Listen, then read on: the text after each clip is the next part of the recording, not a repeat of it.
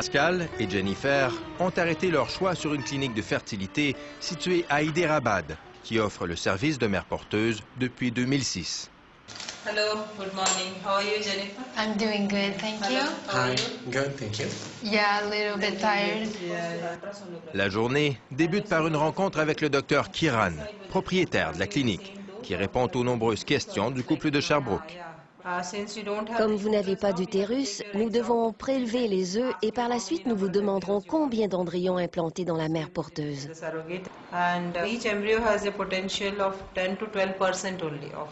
La probabilité qu'un embryon se développe est d'environ 10 à 12%. Alors, s'il y en a 4, la probabilité de grossesse peut monter jusqu'à 45%. Gentle, slowly. Jennifer et Pascal doivent passer 2 semaines ici, mais il n'y a pas de temps à perdre. Une batterie de tests les attend. Des traitements hormonaux intensifs aussi pour Jennifer pour soutirer un maximum d'ovules. Ça chauffe un peu, là, la peau est sensible, elle fait mal, mais il faut souffrir pour être mère. That one hurt a little bit. With this, I can visualize the follicles. I can see how many follicles you have. So we want a lot. Yeah, so like Good eggs.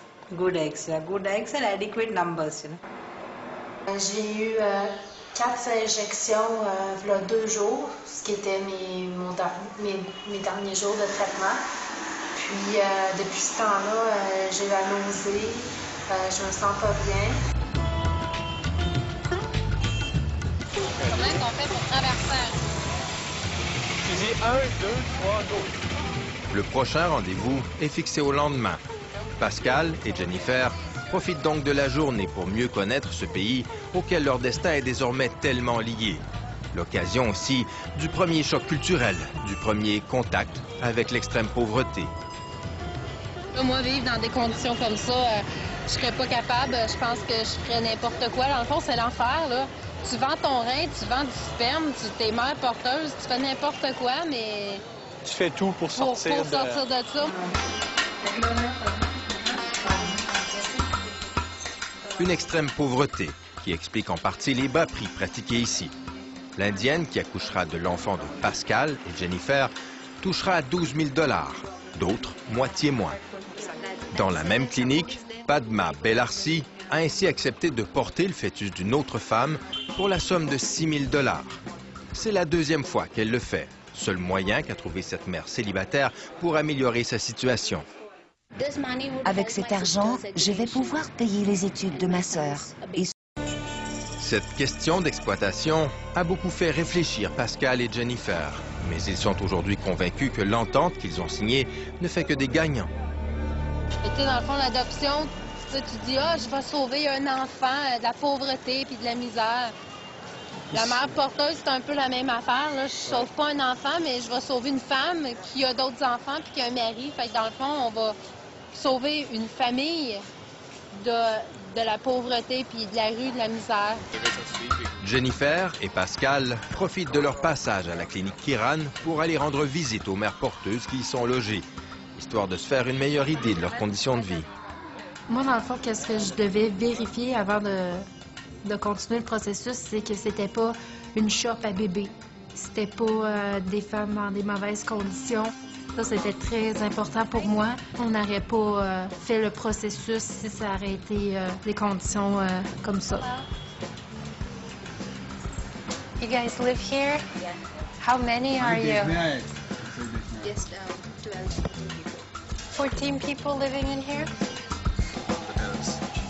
14 femmes enceintes entassées sur le toit de la clinique dans cette pièce sans climatisation avec, pour seul espace personnel, leur lit.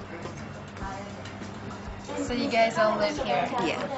It's very comfortable. Everything is sophisticated. We have whatever we require, they provide us. Qu'est-ce que j'en pense? C'est sûr que moi, vivre dans des conditions comme ça, je serais sûrement pas capable, mais pour eux, je leur ai demandé s'ils étaient heureuses, s'ils étaient confortables, puis ils me disaient que oui. Les mères porteuses sont nourries et logées et reçoivent un peu d'argent de poche. Seule ombre au tableau, elles n'ont pas de véritable liberté de mouvement. Jennifer ne peut s'empêcher de remarquer qu'un homme monte la garde devant le dortoir. Et lorsqu'elle leur pose la question, les femmes lui confirment avoir rarement l'occasion de sortir. So you always stay inside here? Yeah. Okay. We watch movies, we play. Alors aujourd'hui, ils ont prélevé les 11 œufs et le médecin nous a appelé il y a environ une demi-heure pour nous annoncer que 8 œufs étaient matures. Alors, c'est ça, avec le sperme à Pascal, ce soir, ils vont fertiliser les 8 œufs et dans 2 jours, on devrait savoir combien d'embryons qui ont survécu, qu'on va pouvoir implanter dans la mère porteuse. Fait que là, c'est comme la phase 1 du grand projet. Puis la phase 2, ben, c'est quand on va revenir la deuxième fois pour chercher nos enfants. Pour les mères porteuses, rendre le bébé aux parents biologiques après l'avoir porté pendant 9 mois est sans conteste l'un des moments les plus difficiles. Celles qui l'ont déjà vécu l'avouent volontiers. C'était leur enfant, alors je devais leur donner avec un sourire. Je n'étais pas heureuse, mais je n'avais pas le choix. Alors, sur les 8 œufs recueillis, il y en a donc seulement que 5 qui sont devenus des embryons. Alors, ça nous a un petit peu déçus. Docteur Samit, il nous a conseillé de mettre les 5 toutes d'une shot dans la mère porteuse. Alors, on a suivi ses conseils, puis on espère que ça va porter fruit. Si ça ne fonctionne pas, bien dans le fond, le processus au complet est à reprendre. Jennifer et Pascal ont quitté Dérabad avant que ne soient implantés leurs embryons. Ils ne rencontreront la mère porteuse que dans 9 mois au moment de l'accouchement, si tout se déroule bien. C'est le début pour eux d'une nouvelle aventure inédite, une grossesse à distance.